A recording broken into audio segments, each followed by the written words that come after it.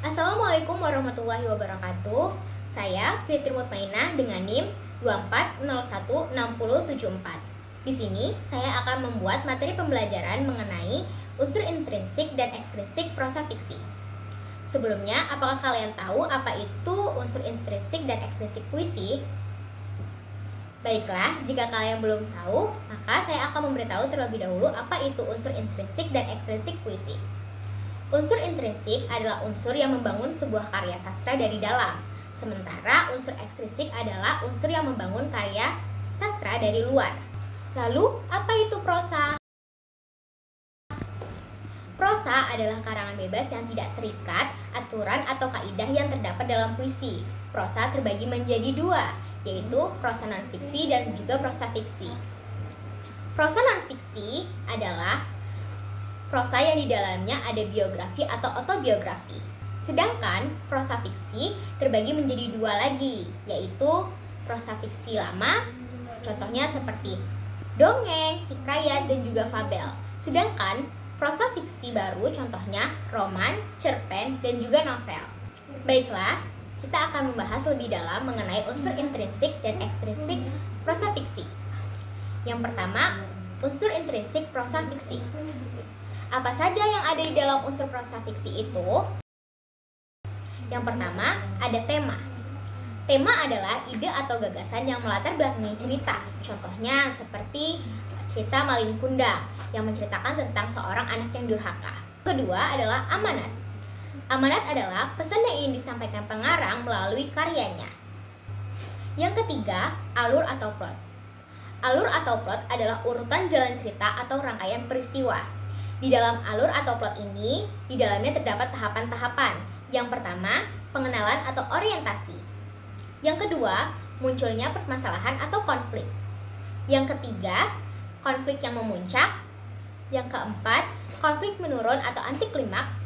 Yang kelima, penyelesaian atau resolution. Alur terbagi lagi menjadi 3, yaitu ada alur maju, alur mundur, dan juga alur campuran. Yang keempat, tokoh atau penokohan.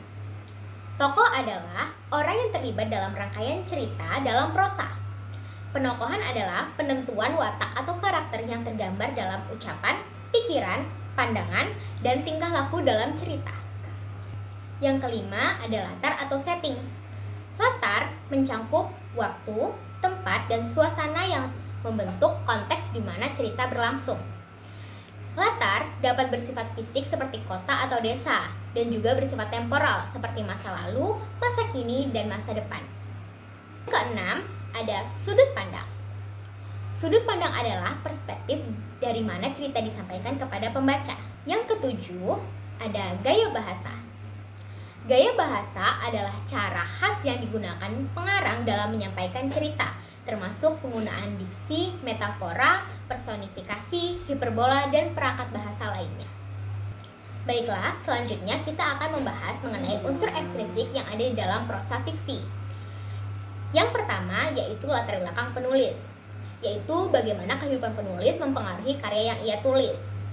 Yang kedua adalah latar belakang sosial. Latar belakang sosial ini biasanya menceritakan tentang hal yang terjadi di masyarakat. Misalnya, saat COVID-19, itu bisa menjadi latar belakang penulis untuk menceritakan kehidupan sosial yang terjadi saat itu. Yang ketiga, unsur nilai. Unsur nilai ini ada 4. Yang pertama, nilai agama. Nilai agama berkaitan dengan hubungan antara manusia dengan Tuhannya. Yang kedua, nilai moral. Nilai moral ini berkaitan dengan tingkah laku dan aturan-aturan norma yang ada di masyarakat. Yang ketiga yaitu nilai budaya. Nilai budaya dapat dilihat dari tradisi atau kebiasaan-kebiasaan. Yang keempat itu adalah nilai sosial. Nilai sosial adalah hubungan manusia dengan manusia, misalnya seperti gotong royong dan juga demo. Itu dia tadi materi yang dapat saya sampaikan mengenai unsur intrinsik dan ekstrinsik puisi. Sekian dari saya, terima kasih.